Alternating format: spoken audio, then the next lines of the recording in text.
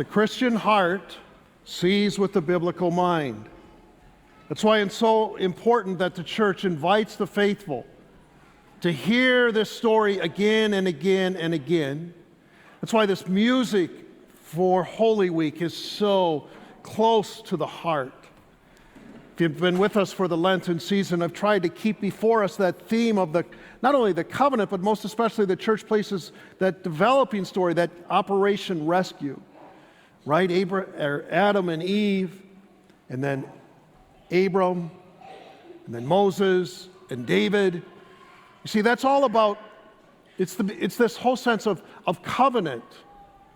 And covenant is like, it's more than a contract. Covenant it's a relationship, it's an oath with God, and it's about a family. And as that covenant continued to expand,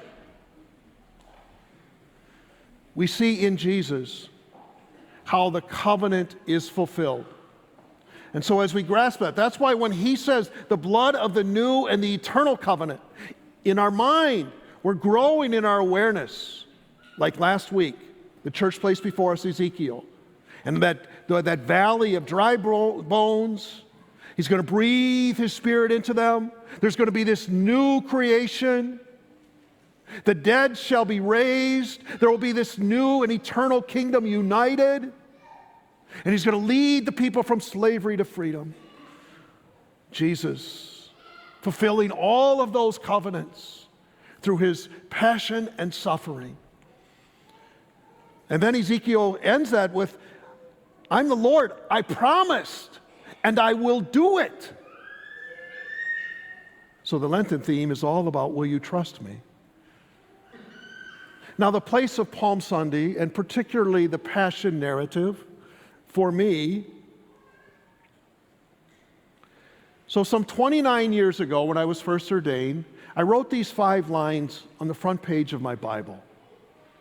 Life is hard. Life is not fair. I'm not in control. It's not about me, and I'm going to die. So each time I'd open my Bible, I'd look right at them. And they're so true, aren't they? But guess what? Then it was about 4 or 5 years ago, here at St. Denis, as I was working through Holy Week, in my own prayer and walk with the Lord, as many times as I looked at them, I got more and more tense, and there was this frustration in my heart. Because it takes absolutely no faith to say those lines, does it? Even the unbeliever, even the person who does not even believe there's a God can say all of those words. So what does it mean for the person who walks by faith? What difference does faith make? What difference does the death and the resurrection of Christ mean to us? To me, Randy. So life is hard. But God is with us. Emmanuel. They shall name him Emmanuel, which means God is with us. Life's not fair, but God rewards. God rewards the just. God rewards those who persevere. God rewards those who stay faithful to the cross they're asked to carry. I'm not in control, but I want to trust the one who is in control. Father, if it's possible, take this cup of suffering, but not my will, but your will be done. And life's not about me. And that was this particular moment of Jesus' triumphal entry into the city of Jerusalem. He sends those disciples. He says, go into the city. You'll find a colt tethered on which no one has ever sat. Untie it and bring it to me. And if anyone asks you, why are you doing that? You tell them, the master has need of it. We're all just donkeys. The master has need of your life, your marriage, your family, your struggles, your hardships. Can you stay faithful? Can you just bring the presence of Christ? I'm going to die, but I shall live forever. That's the promise of faith. That's the significance of Holy Week.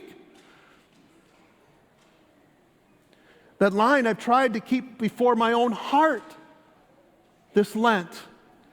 It's our helplessness, not our holiness, that's attractive to God.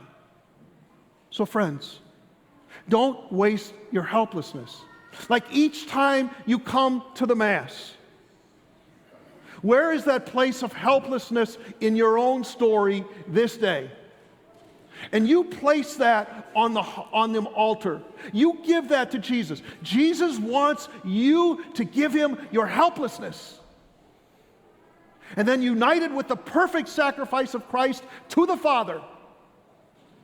And then when you say amen, you renew your covenant with him. Don't waste your helplessness. Don't just come to Mass to check it off. What is it you're giving to Jesus? That invitation is there for us as well. Just as Jesus spoke, or the word was spoken through the prophet Ezekiel. I'm the Lord. I promised, and I will do it. And perhaps the simplest prayer for us, each of us, lead me, Lord, where you need me.